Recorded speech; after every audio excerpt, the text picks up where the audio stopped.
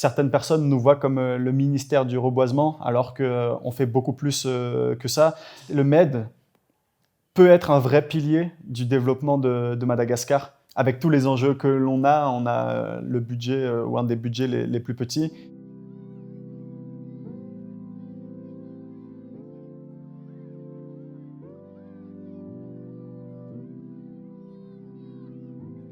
Je m'appelle Max Andounirine Fontaine, j'ai 28 ans, je suis né et j'ai grandi à Madagascar et je suis parti étudier au Canada entre 2013 et 2018. Et après mes études, je suis rentré à Madagascar pour contribuer au développement, apporter ma pierre au développement de notre beau pays. Et depuis 2018, j'ai toujours travaillé dans la préservation de l'environnement et dans la restauration des paysages forestiers.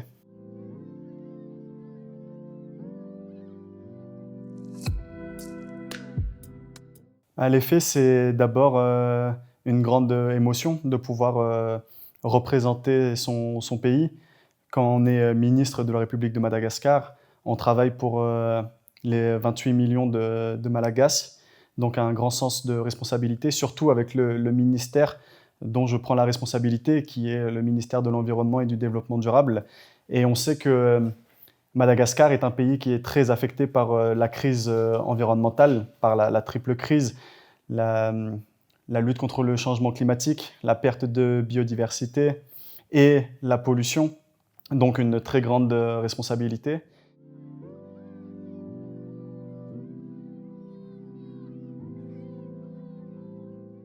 Et pourquoi le président m'a choisi parmi tous les autres candidats? Sincèrement, c'est une question qu'il faudrait plutôt lui poser, mais je pense qu'il a peut-être apprécié le fait que je connaisse le sujet. C'est le seul métier que j'ai fait dans ma vie dès que j'ai fini l'université. J'ai travaillé dans la préservation de l'environnement, dans la lutte contre le changement climatique.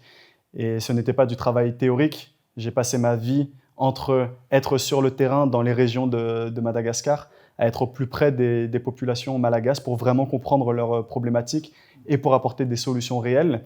Et aussi, j'ai représenté Madagascar à de très nombreuses reprises sur la scène internationale.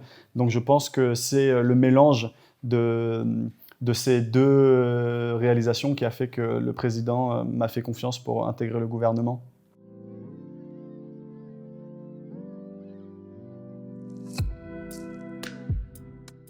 Je pense que ça peut être une continuité dans le sens où désormais, maintenant que je suis ministre, j'ai l'occasion de réaliser cette vision à l'échelle d'un pays. La vision, c'est-à-dire de faire en sorte que Madagascar s'appuie sur ses ressources naturelles pour se développer, plutôt que les exploiter et être dans le cycle vicieux de la pauvreté. Le cycle vicieux de la pauvreté, c'est au plus on est pauvre, au plus on dépend des ressources naturelles. Au plus on dépend des ressources naturelles, au plus on les dégrade et au plus on est pauvre, on est vulnérable. Donc, pour moi, ça peut être une continuité. Le modèle exactement, c'était de travailler en fait avec les populations locales, de travailler avec les agriculteurs qui représentent 80% de la population malagasy. Et si on veut vraiment développer ce pays, et comme le président l'a démontré par exemple hier où on est allé voir les résultats de la méthode d'agriculture Pfumvudza, il faut travailler avec la population agricole, la population paysanne. C'est à travers eux qu'on pourra aussi lancer le développement de Madagascar.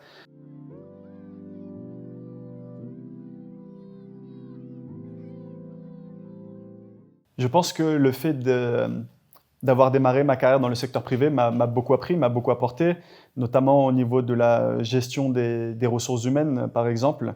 Monter une entreprise à 22 ans, 4 ans plus tard, l'entreprise avait plus de 150 collaborateurs à temps plein. C'est très formateur. Donc, il y a des méthodes de travail au niveau, par exemple, de l'efficacité, etc., que j'ai apprises dans le secteur privé. Mais je me suis très vite adapté au secteur public. J'ai eu de très bonnes surprises, notamment au niveau des collaborateurs. J'ai rencontré des collaborateurs formidables qui, malgré les conditions que l'on connaît, l'île, elle est très grande. Les ressources naturelles se trouvent dans les 4 coins de l'île et pourtant le ministère de l'Environnement n'a pas assez de ressources humaines. Mais j'ai découvert des équipes qui aiment le pays, qui aiment vraiment la nation et qui se donnent pour avoir un impact pour les prochaines générations. Donc, le passage du secteur privé au secteur public a été plus facile que ce que j'imaginais, notamment grâce aux équipes qui sont dans le ministère.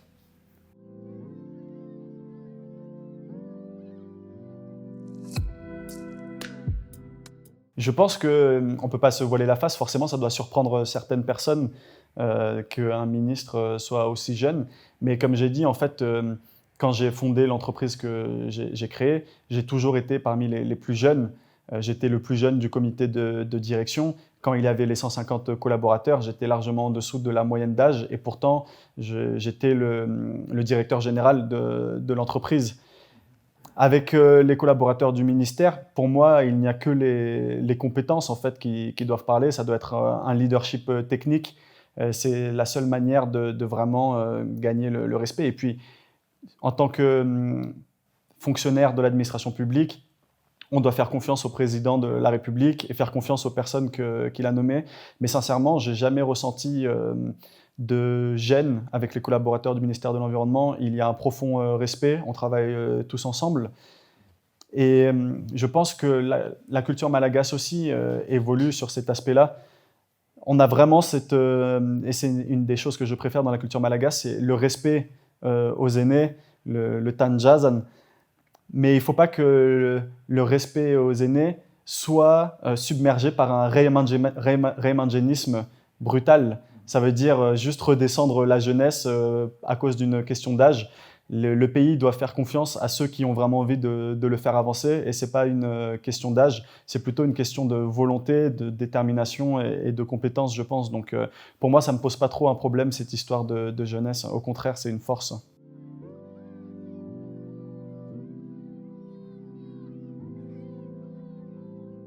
Sincèrement, c'est comme avec mes collaborateurs au sein du ministère. On peut rigoler sur le fait que je sois le Benjamin et j'ai aucun problème avec ça.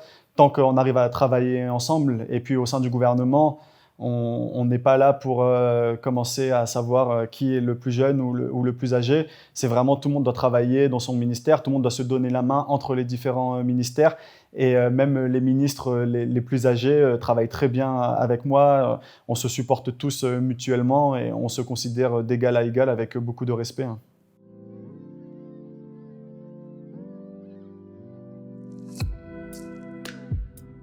Ce que les collaborateurs de longue date de ce ministère attendent, c'est qu'on lui redonne son prestige. Le ministère de l'Environnement et du Développement durable est un ministère qui mérite plus de considération. Malheureusement, aujourd'hui, certaines personnes nous voient comme le ministère du reboisement, alors qu'on fait beaucoup plus que ça. Le MED peut être un vrai pilier du développement de Madagascar, surtout avec les problématiques qu'on a aujourd'hui, avec les enjeux prioritaires de la communauté internationale. Le monde se tourne vers l'économie durable, le monde se tourne vers le développement durable, et Madagascar a une grande place à jouer dedans, avec sa biodiversité incroyable, notamment avec la faune et la flore que l'on trouve nulle part ailleurs. Si on arrive à préserver cette biodiversité, on pourra vraiment développer une réelle économie autour de ça. Les ressources naturelles, si on regarde aujourd'hui les premiers pourvoyeurs du PIB à Madagascar, ce sont les ressources minières, c'est la vanille, c'est les exportations d'huile essentielle, les exportations de produits naturels. Donc si on n'arrive pas à entretenir de manière durable ces ressources naturelles, Madagascar a des énormes menaces sur son développement. On a une population qui est très jeune, qui est très sensible aux enjeux du développement durable. Donc le rôle et la vision de ce ministère, c'est vraiment d'amener le pays dans ce 21e siècle avec cette nouvelle économie qui est assez différente de l'économie qui était juste basée sur l'exploitation brutale des ressources naturelles, mais une économie qui préfère travailler main dans la main avec les ressources naturelles. Et je suis persuadé, et l'ensemble du ministère est persuadé qu'en allant dans ce nouveau paradigme, en allant dans cette économie qui travaille main dans la main avec les ressources humaines, on peut gagner encore plus d'argent en tant que pays et avoir encore plus de bien-être national qu'en exploitant brutalement les ressources naturelles. Et c'est vraiment la vision que notre ministère amène en ce moment.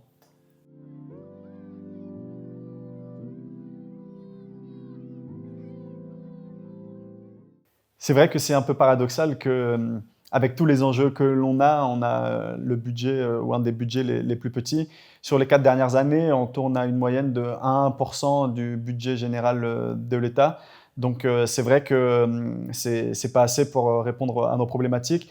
Mais en attendant, au lieu de juste se plaindre, nous avons pris plutôt la décision de faire des efforts pour trouver des financements alternatifs, que ce soit des financements locaux avec la fiscalité environnementale que nous sommes en train de mettre en œuvre, ou avec les partenaires extérieurs. Aujourd'hui, il y a beaucoup de fonds qui sont disponibles pour la lutte contre le changement climatique. Il y a le Fonds mondial pour l'environnement, il y a le Fonds vert pour le climat, le Fonds d'adaptation. Et maintenant, c'est à Madagascar d'aller chercher ces fonds-là qui sont destinés à des pays comme Madagascar, vu que nous sommes un des pays qui subit le plus les effets du changement climatique. Donc, on doit être capable de donner confiance à la communauté internationale, à ses partenaires techniques et financiers, et leur montrer que nous savons gérer des projets et que Madagascar est un pays qui a des solutions à mettre en place.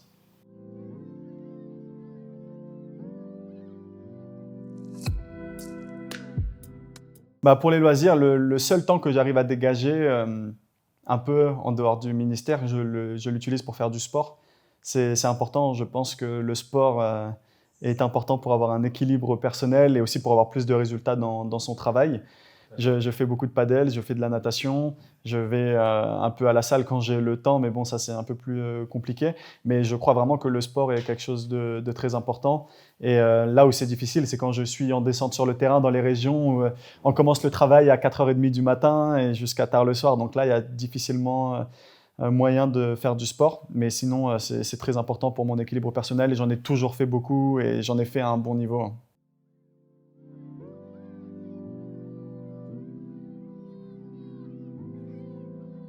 Bah, sur la vie de famille, je suis avec mes deux parents habitent à Madagascar. J'ai un petit frère et pour l'instant, je n'ai pas encore de foyer. Donc, je suis concentré uniquement sur le travail, sur la mission qui m'incombe. Et je peux dire que je mets 100% de mon énergie et de tout ce que j'ai en moi pour le ministère.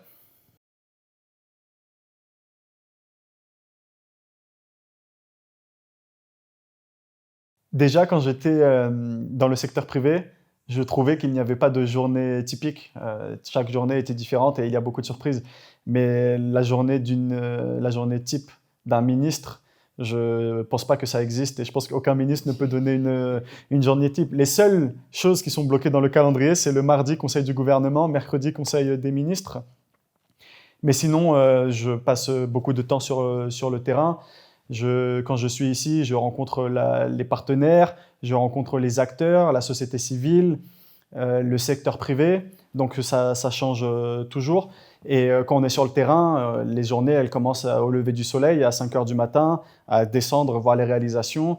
Et puis à rencontrer aussi les autorités locales, les OMC, rencontrer le préfet, les gouverneurs, etc. Donc il y a beaucoup, beaucoup de travail aussi avec les partenaires, donc il n'y a pas vraiment de journée type d'un ministre.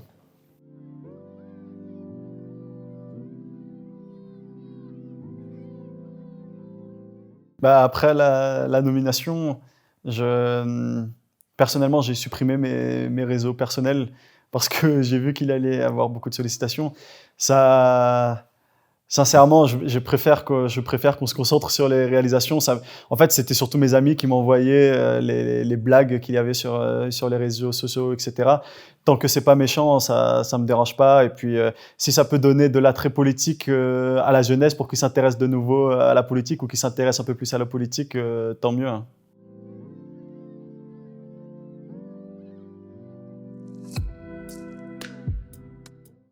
Raha misy hafatraray tiako ampitaina amin'ny tanora dia matoa notendren'ny Andriamatoa Filoha ho minisitra nefa ny valo amby roapolo taona.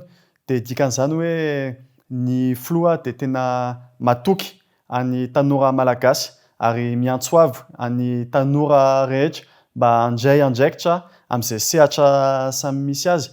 Satria tsy tokony miandry foana ny gouvernemanta na miandry avy any olona any ivelany mba hanampy antsika malagasy, fa tsy maintsy samyntsika malagasy ihany no mandray andraikitra ary mino aho hoe misy ny tanora maneran'ny nosy vonona handray andraikitra sy tsy kivy amin'izao situation antsika izao dia miantso avy antsika tsirairay hitondra anjara birikiny amin'ny fampandrosoana an'i Madagasikara.